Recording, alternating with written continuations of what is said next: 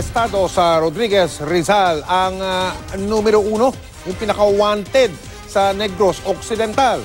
Dahil yan sa panggagahasa umano sa kanyang anak-anakan. 6 na taon na nagtago ang suspect, nakatutok si Marie Zumali. Exclusimo. Walang kawala si Dennis Reniel Batis Laong sa Rodriguez Rizal. Top most wanted ng Negros si Batis Laong dahil sa pangre-rape di umano sa anak ng kanyang kinakasama.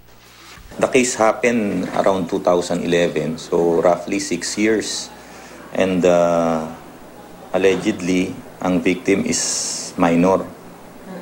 Nagkaroon ng 7 incidents of rape.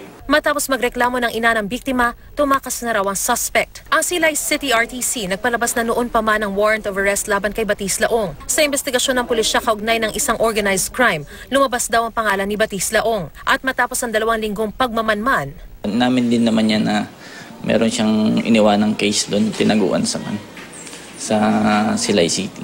Ni-rape daw niya yung stepdaughter niya doon. Pinabulaanan ito ng suspect at sabing nice niyang makausap ng personal ang dating asawa. Anong hindi totoo? Nanirip ko yung bata. Sana po mapatawad niya kung ano man pagkukulang ko sa kanya. Sana iurong niya na yung demanda sa akin. Mariz Umali, nakatutok, 24 oras.